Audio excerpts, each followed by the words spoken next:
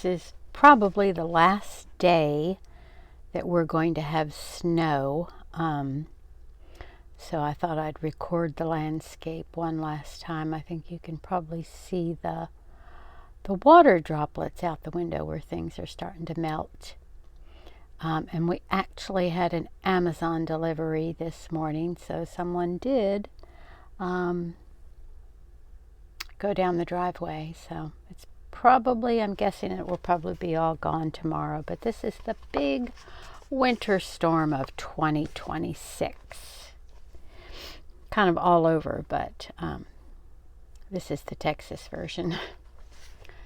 Okay, chapter 10. You didn't, Mercy gasped. Mr. Kimberly himself? How did you ever dare, Kit? I don't know, admitted Kit. Now that it was over, her knees were shaking. But he was very fair. He listened to me, and he finally agreed I could have one more chance. I won't let you down again, Mercy, I promise. I never thought you had let me down, Mercy said loyally. It's just that you do have a way of surprising people. You certainly must have surprised Mr. Kimberly. He isn't known for changing his mind. I surprised myself, Kit laughed. I really can't take any credit for it, Mercy. I think I was bewitched. Bewitched? I met the witch who lives down in the meadow. It was she who gave me the courage. Mercy and her mother exchanged startled glances. You mean you talked with her? An anxious frown wrinkled Mercy's forehead. I went into her house and ate her food. But I was joking about being bewitched. She's the gentlest little person you ever saw. You'd love her, Mercy. Kit, Aunt Rachel set down her heavy flat iron and regarded her niece seriously.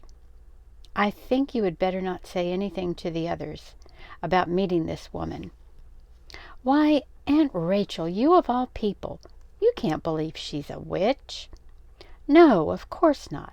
That is just malicious gossip. But no one in Wethersfield has anything to do with Hannah Tupper. Why on earth not? She is a Quaker. Why is that so dreadful? Rachel hesitated. I can't tell you exactly. The Quakers are queer, stubborn people.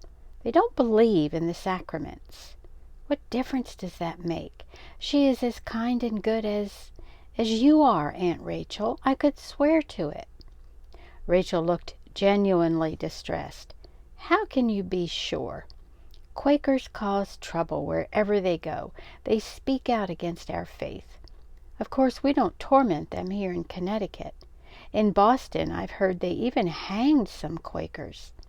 This Hannah Tupper and her husband were branded and driven out of Massachusetts. They were thankful enough just to be let alone here in Wethersfield. Has she ever done any harm? No, perhaps not, though there's been talk. Kit, I know your uncle would be very angry about this. Promise me you won't go there again. Kit looked down at the floor. All her fine resolves about trying to understand and to be patient, and already she could feel the defiance rising again. You won't, will you, Kit? I can't promise that, Aunt Rachel, said Kit unhappily. I'm sorry, but I just can't. Hannah was good to me, and she's very lonely. I know you mean to be kind, insisted Rachel, but you are very young, child. You don't understand how sometimes evil can seem innocent and harmless. 'Tis dangerous for you to see that woman, you must believe me. Kit picked up her wool cards and set to work. She knew she looked stubborn and ungrateful, and she felt so. The hard little knot had kinked up inside her tighter than ever. Coming home through the meadow, everything had seemed so simple, and here it was all tangled again. Only one thing was sure. She had found a secret place, a place of freedom and clear sunlight and peace. Nothing that anyone could say would prevent her from going back to that place again. Should she tell William Ashby about Hannah? She wondered that evening as they sat talking in the summer twilight. No, he would doubtless be horrified. William still seemed a stranger, even though he came faithfully every Saturday evening, and often now appeared unexpectedly on fine evenings between.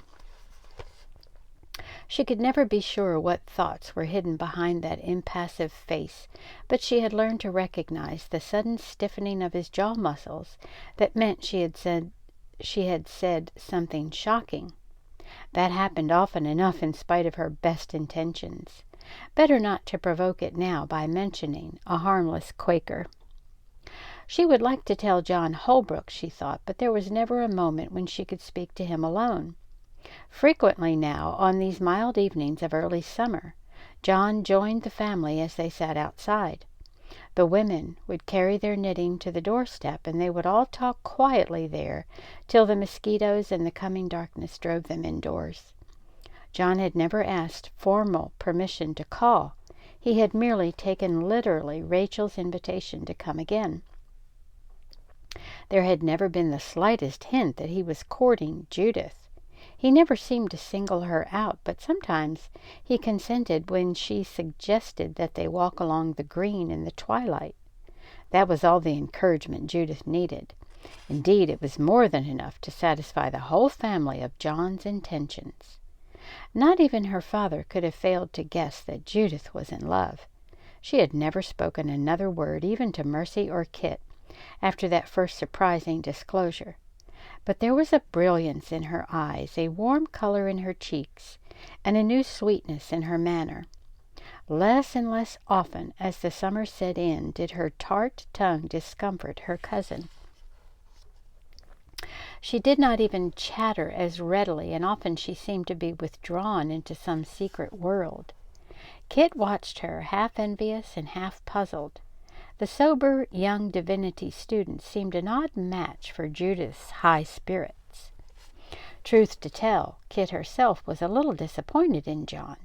Beside William, who was so set in his ways, John seemed scarcely able to make up his mind at all. When the talk turned to politics, as it invariably did, William made a far better showing than John. Nothing the Reverend Dr. Bulkley could say or do could be wrong in his pupil's eyes, even the fervent defense of the king's policies, which went against all John's upbringing. Matthew Wood, after baiting John with fierce questions that threw the young student into confusion, had scornfully labeled him a young toady with no mind of his own. For once, Kit was inclined to agree with her uncle. Probably, she concluded now, it would do no good to ask John about Hannah Tupper. Whatever Dr. Bulkley thought about Quakers, John would think so too. She had to bide her time for 2 weeks before she could find another opportunity to visit the meadow. Kit kept her word to Mr. Kimberly and threw herself so diligently into the schoolwork that the children were bewildered. There were no more stories, no games, even no small, unorthodox poems. After school hours, there were the gardens to weed, and the first crop of flax to harvest in the hilly slopes above the town. Finally, on one hot afternoon, Kit and Judith finished their stint of onion rows a little early, and as they trudged back along the dusty path, Kit looked across the fields to the roof of the lopsided house by Blackbird Pond, and knew that she could not pass by one more time. "I am going over there to see Hannah Tupper," she announced, trying to sound matter-of-fact. "The witch? Have you lost your senses, Kit?" Judith was scandalized. "She's not a witch, and you know it. She's a lonely old woman, and Judith, you couldn't help liking her if you knew her." "How do you know?" demanded Judith. Kit gave her cousin a short and careful version of the meeting in the meadow. "I don't see how you dared," Judith exclaimed. "Really, Kit, you do the oddest things." "Come with me now, Judith, and see for yourself." Judith couldn't be budged. "I wouldn't step inside that house for anything, and I don't think you should either. Father would be furious." "Then you go on without me. I won't be long. What shall I tell them at home?" "Tell them the truth if you like," responded Kit airily, knowing quite well that Judith, for all her disapproval, would never give her away. The common bond of just being young together in that household was strong enough for that. She set off through the long grass, leaving her cousin standing doubtfully in the path. There was a pleasant humming sound in the small cabin. Hannah sat before her small flax wheel, her foot moving briskly on the treadle. "Sit down, child, while I finish this spindleful." She smiled as though Kit had merely stepped outside the door a moment before. Kit perched on a bench and watched the whirring wheel. "I came to tell you that I made my peace with the schoolmaster," she said at last. "I couldn't come before because I've been teaching in the school again." Hannah nodded without surprise. "I thought thee would," she commented. "Does it go better with thee now?" "Yes, I suppose so. At least Mr. Kimberly should be satisfied. He says that children are evil by nature, and that they have to be held with a firm hand. But it's not much fun trying to keep my hand firm and being so solemn all day long. I feel sorry for those little boys." Hannah glanced over at Kit briefly. "So do I," she said dryly. "Did the schoolmaster make thee promise never to smile?" Kit looked back at the faded eyes, sunk deep in wrinkles, and caught the twinkle there. Suddenly she laughed. "You're right," she admitted. "I haven't even dared to smile.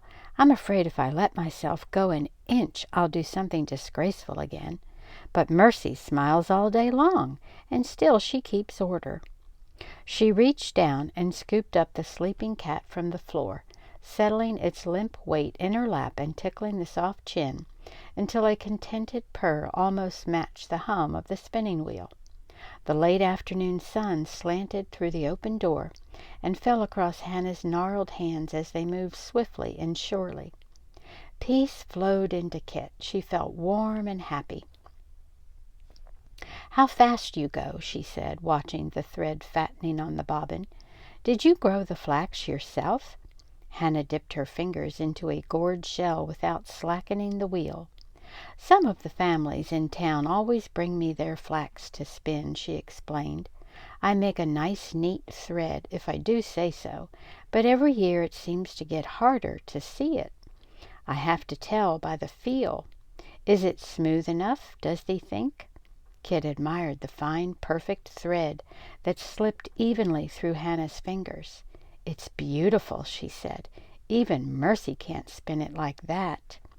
Hannah looked pleased as a child. "4 pence a skein," she said, "even to pay enough to pay the taxes and buy what I need." "Taxes? On this swamp land?" Kit was indignant. "Of course," Hannah said matter-of-factly, "and the fines for not going to meeting." "They make you pay fines for that? Wouldn't it be better to go to meeting instead?" Kit looked around at the much mending clothing and the sparse furnishings of the little room. "I doubt they would welcome me," Hannah said again dryly, "even if I chose to go. In Massachusetts, we Quakers had our own meetings." "Can I become a Quaker?" asked Kit, only half joking. "I'd rather pay a fine any day than go to meeting." Hannah chuckled. "Thee doesn't become a Quaker just to escape the meeting," she said, and Kit flushed at the gentle reproof in her tone. "How does one become a Quaker?" she asked seriously. "I wish I knew something about it, Hannah." The old woman was silent for a moment. Before she could answer, a shadow fell across the sunlight. A tall figure filled the doorway. Kit started.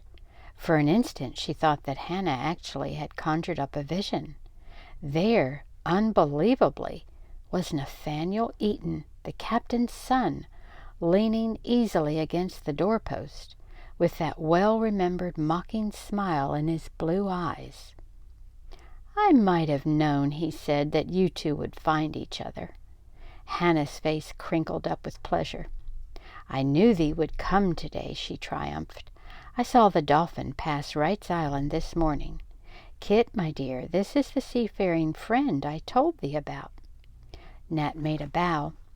"Mistress Tyler and I are already acquainted," he acknowledged. He tried to set down, without anyone's noticing, the small barrel he carried under one arm, but Kit's glance was quick.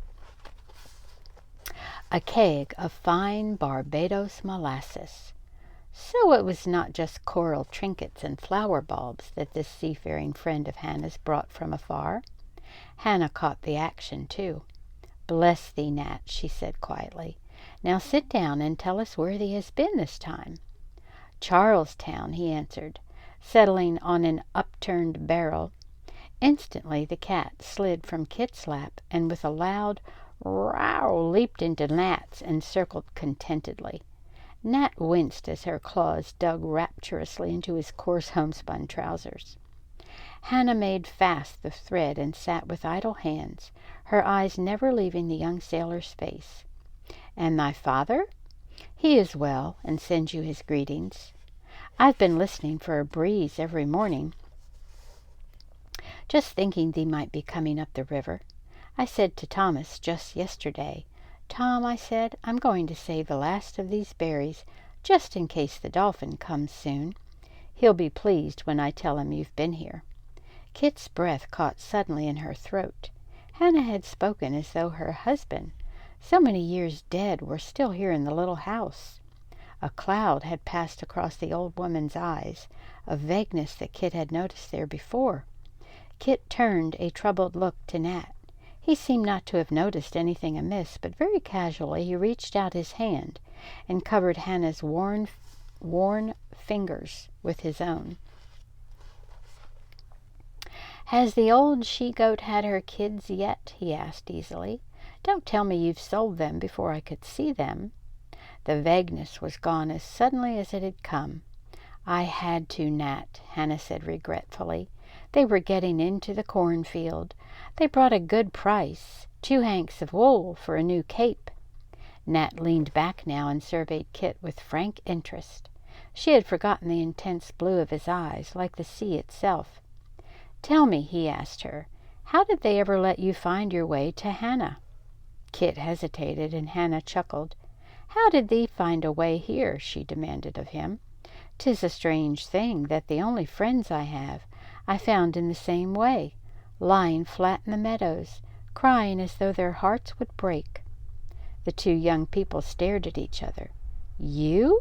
breathed Cat incredulously. Nat laughed. "I'll have you know that I was only 8 years old," he explained. "Were you running away?" "I certainly was. We were on the way down river, and my father had just told me he was leaving me at Saybrook to spend the winter with my grandmother and go to school. It seemed like the end of the world. I had never lived anywhere but the Dolphin, and it had never occurred to me that anyone but my father would teach me. I'd never in my life seen anything like the meadows. They went on, and all at once I was hungry and thoroughly lost and scared. Hannah found me and brought me here and washed the scratches on my legs. She even gave me a kitten to take back with me. A little gray tiger," Hannah remembered. "That cat was our lucky piece for 6 years. Not one of the men would have weighed anchor without her." Kit was entranced. "I can just see you," she laughed. "Did Hannah give you a blueberry cake, too?" "Right here at the table," nodded Hannah. "I'd forgotten how a little boy could eat." Nat reached again to cover her hand with his own. "Hannah's magic cure for every ill," he teased. "Blueberry cake and a kitten." "Did you go back to school?" questioned Kit. "Yes. Hannah walked back to the ship with me, and somehow I felt bold as a lion. I didn't even mind the thrashing that was waiting for me." "I know," said Kit, remembering the walk up to Mr. Kimberly's door. "And now thee can both have supper with me again," said Hannah, delighted as a child at the prospect of a party. But Kit jumped to her feet with a guilty glance at the sun.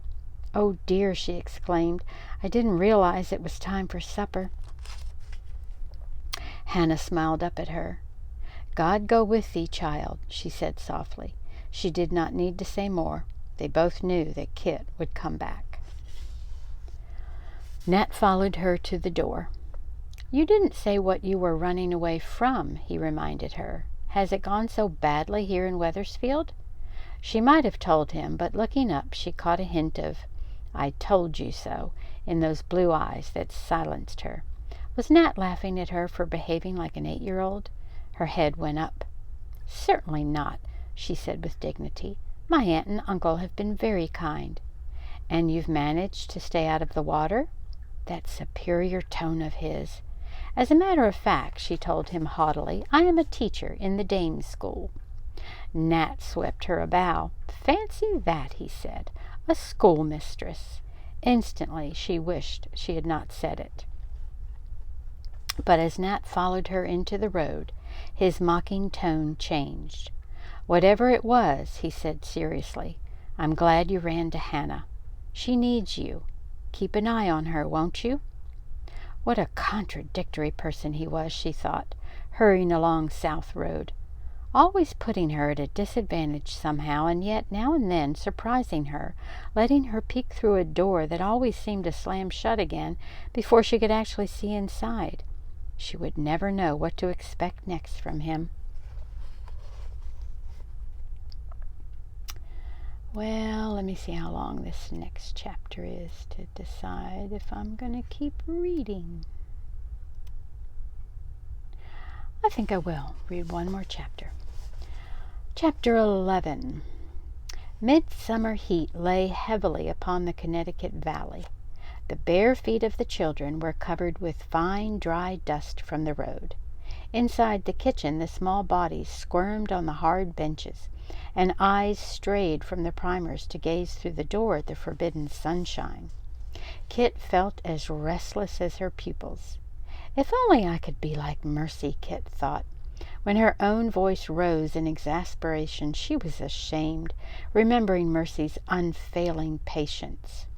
Watching Mercy this morning, she thought again soberly of the words that Mercy had spoken earlier in the summer. There had been a rare afternoon when Judith had invited Kit to go with some other girls of the town to pick flowers and picnic along the shore of the river.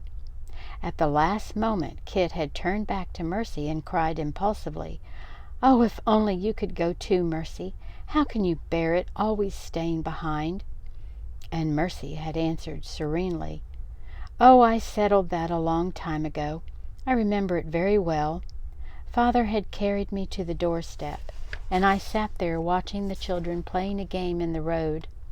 I thought of all the things I would never be able to do, and then I thought about the things that I could do. Since then, I've just never thought much about it." Teaching the children was certainly something that Mercy could do, with love and skill, and yet Kit often wondered, what was it worth, all this work to master their letters? She herself had been eager to learn, scarcely able to wait to open the wonderful volumes in Grandfather's library. But most of these children would never even imagine the adventure that words could mean. Here in New England, books contained only a dreary collection of sermons, or at most some pious religious poetry. Sighing, Kit glanced over the docilely bent heads of her charges toward the open doorway, and as she did so, a sudden motion caught her attention. She moved quickly. "I'm sure someone is out there again," she thought. "Today I'm going to find out." Yes, for the third time a little bunch of flowers, buttercups and wild geraniums, lay on the doorstep. As she bent to pick them up, she was certain that a shadowy figure slipped behind a tree. Curiosity made her forget her pupils, and stepping into the road, she saw the small figure plainly and recognized Prudence Cruff. "Prudence," she called, "don't run away. Is it you who left the flowers?" The child came slowly from behind the tree. She was thinner than ever, clad in a shapeless, sack-like affair tied about her middle. Her eyes, much too big for her pinched little face, gazed at Kit with longing. She reminded Kit of a young fawn that had wandered near the house one morning. It had drawn nearer just like this, quivering with eagerness at the food Mercy set out, yet tensed to spring at the slightest warning. "Who are the flowers for, Prudence?" "You. The child's voice was nothing but a hoarse whisper. "Thank you, they're lovely. But why don't you come into the school with the others?" "I'm too big," stammered Prudence. "You mean you know how to read already?" "No. Pa wanted me to go to school, but Ma says I'm too stupid." "You don't really believe that, do you, Prudence?" A bare toe dug into the dirt of the roadway. "I don't know. I can hear you when the door is open. I bet I could learn as good as them." "Of course you could, and you ought to. Why don't you come in with me right now and see how easy it is?" Prudence shook her head violently. "Somebody'd tell on me." "What if they did?" "Ma'd cane me. I'm not supposed to speak to you." Remembering Goodwife Cruft's hard, thin mouth, Kit did not urge. "Prudence," she suggested instead, "you could learn to read by yourself if you really wanted to." "I haven't any horn." Kit remembered something. "Is there a place where you could meet me where no one would tell on you?" she asked. "Can you get to the meadows?" Prudence nodded. "Nobody cares where I go, just so's I get the work done," she said. "Then if you'll try to meet me there this afternoon, I'll bring you a horn book and I'll teach you to read some of it. Will you come?" "If I get finished," Prudence breathed. "You know the path that leads from South Road over to Blackbird Pond?" Prudence gulped. "The witch lives down there." "Don't be silly. She's a gentle old woman who wouldn't harm a field mouse. Anyway, you don't need to go that far. There's a big willow tree just down the path. I'll wait for you there. Will you try?" The struggle behind those round eyes hurt to watch. "Maybe," whispered Prudence, and then she turned and ran. Kit walked slowly back into the schoolroom. What excuse could she make to get into her trunks today? At the bottom of one of them, she had remembered, was a little horn book. It had been a present, brought from England by friends of her grandfather's. It was backed by silver filigree, underlaid with red satin, and it had a small silver handle. She had never really used it. She remembered how she had astonished the visitors by reading every letter straight off, but she had cherished the gift for its delicate craftsmanship. What a pity every child couldn't learn to read under a willow tree, Kit thought a week later. She and Prudence sat on a cool, grassy carpet. A pale green curtain of branches just brushed the grasses and threw a filigree of shadows, as delicate as the wrought silver on the child's face. This was the third lesson. At first, Prudence had been speechless. In all her short life, the child had seldom seen, and certainly never held in her hands, anything so lovely as the exquisite little silver horn book. For long moments she had been too dazed to realize that the tiny alphabet fastened to it was made up of the same A's and B's and AB's, or abs, that she had overheard through the school doorway. But now, by this third meeting, she was drinking in the precious letters so speedily that Kit knew she must soon find a primer as well. "'Tis getting late, Prudence. I don't want you to get into trouble, and I must go back, too." The child sighed and held out the horn book obediently. "That is yours, Prudence. I meant it for a present for you." "She'd never let me have it," the little girl said regretfully. "You'll have to keep it for me." Kit made a decision. She had been wanting an excuse to take Prudence to Hannah. She had a feeling that the child needed that comforting refuge even more than she did herself. "I know what we'll do," she suggested. "We'll leave the book here with Hannah. Then any time you want to use it, you can come and get it from her." Terror blanched the child's face. "Prudence, listen to me. You're afraid of Hannah because you don't know her, and because you've heard things that just aren't true. She'll cut off my nose if I go near her." Kit laughed, then took the child's hands in her own and spoke as earnestly as she knew how. "You trust me, don't you?" The small head nodded solemnly. "Then come with me and see for yourself. I promise you, on my honor, nothing will hurt you." The bony hand in hers was trembling as they walked down the grassy path, but Prudence stepped resolutely beside her. Kit's heart ached suddenly with pity and gratitude at such trust. "I've brought another rebel to visit you," she announced as Hannah came to the door. Hannah's pale eyes twinkled. "What a wonderful day!" she exclaimed. "4 new kittens, and now visitors. Come and see." Under a corner of the cabin, on a pile of soft grass, the great yellow cat curled protectively around 4 tiny balls of fluff. Her topaz eyes glowed up at them, and her purr was boastful. Completely disarmed, Prudence went down on her knees. "Oh, the dear little things," she whispered, reaching one reverent finger. "2 black ones, and 1 striped, and 1 yellow one." Over her head, Kit and Hannah smiled. "If thee is very, very careful, thee can pick one up and hold it," Hannah told her. With a black kitten cradled in her hands, Prudence watched them find a safe corner for the hornbook.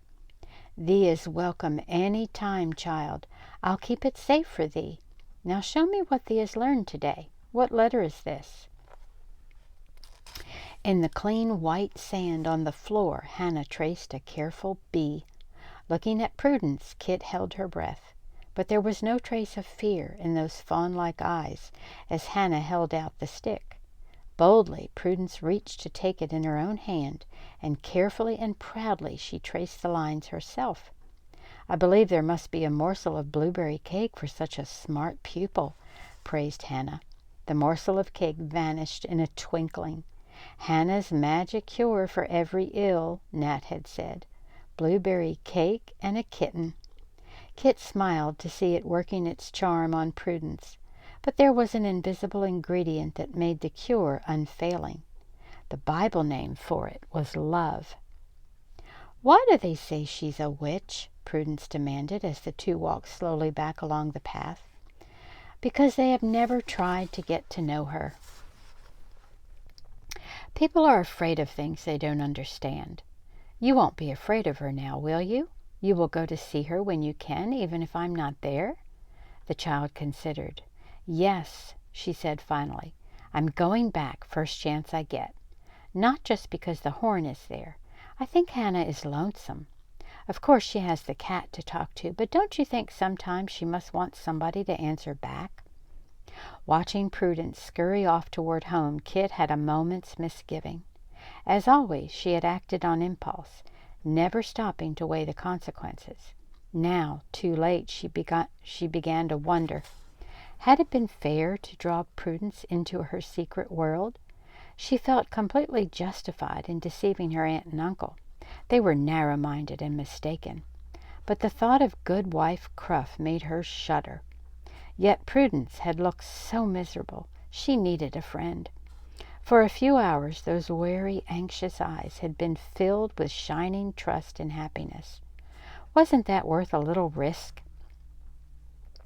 Kit shook off her qualms and set her own face towards home and another dull evening.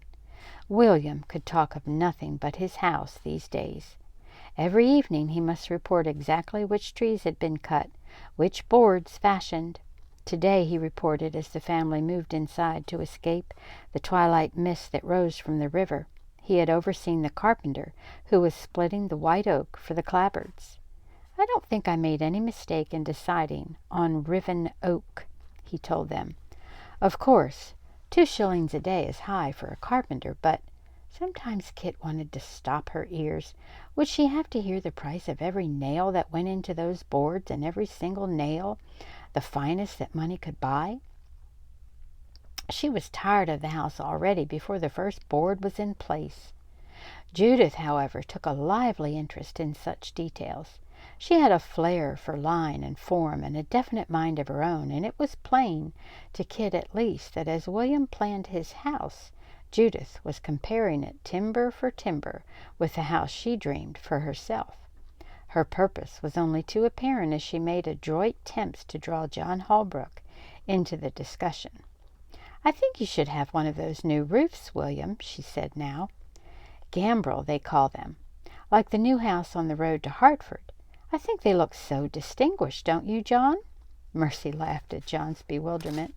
I don't believe John even notices there's a roof over his head, she teased gently, unless the rain happens to leak through onto his nose. And then he'd just pick up his book and move somewhere else, added Kit. William did not smile. He was considering the matter gravely.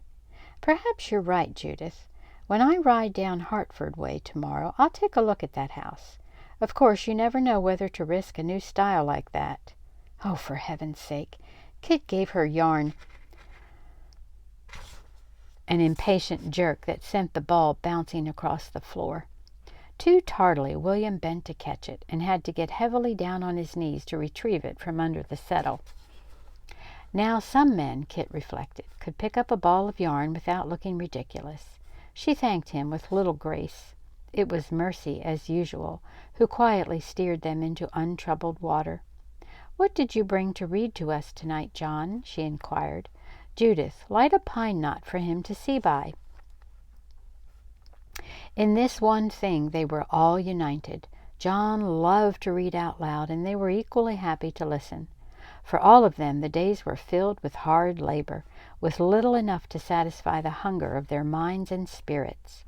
The books that John shared with them had opened a window on a larger world. Perhaps each of them, listening, glimpsed through that window a private world unknown to the others. Matthew Wood sat scowling, his keen mind challenging and weighing each new thought. Rachel, Kit suspected, welcomed the peace and relaxation of those moments as much as the reading itself. What William thought, it was impossible to discern. Kit often wished that John would read something besides the religious tracts he so admired, but even for her impatient spirits the beauty of his voice wove a magic spell. Tonight it was poetry. These were written by a woman in Boston, he explained. Anne Bradstreet, wife of a governor of Massachusetts. Dr. Bulkley feels they are worthy to be compared with the finest poetry of England. This is what she writes about the sun. Art thou so full of glory that no eye hath strength thy shining rays once to behold? And is thy splendid throne erect so high as to approach it can no earthly mold? How full of glory then must thy Creator be, who gave this bright light lustre unto thee. Admired, adored forever, be that majesty. Kit's needles moved more slowly. Her jangling nerves relaxed, and as the clear, low voice went on, a contentment wrapped her round like the sunshine in the meadow. John is a part of the family already, she reflected. We have all come to love him, yet I still feel in awe of him a little. Uncle Matthew thinks he is weak, but I suspect that underneath they are both made of the same New England rock. For John, everything in his life, even the girl he marries, will always be second to his work. Does Judith realize that, I wonder, or does she think she can change him? Suddenly, perhaps because the poetry had opened her heart, Kit raised her eyes and made a discovery. Mercy sat, as usual, slightly in the shadow beside the hearth, her needles moving so automatically that she rarely glanced at her work. Now a brightly glowing bead of resin threw a brief light across her face. Those great listening eyes were fastened on the face of the young man bent over his book, and for one instant Mercy's whole heart was revealed. Mercy was in love with John Holbrook. Faster than thought the shadows claimed Mercy again. Kit glanced hastily around the circle. No one else had noticed. Judith sat dreaming, a little secret smile on her lips. Rachel nodded drowsily, too tired to keep her mind on the reading. Matthew sat intent, ready to pounce on a hint of heresy. I must have imagined it, thought Kit, yet her hands were shaking. Mercy and John Holbrook. How right! How incredibly, utterly right! And how impossible! I wish I had not seen it, she thought in a burst of sadness. Yet she knew she would never forget as long as she lived. The flame that had burned in Mercy's eyes had such purity, such complete selflessness, that everything Kit had ever known seemed dim in its light. What must it be to care for someone like that? Until next time.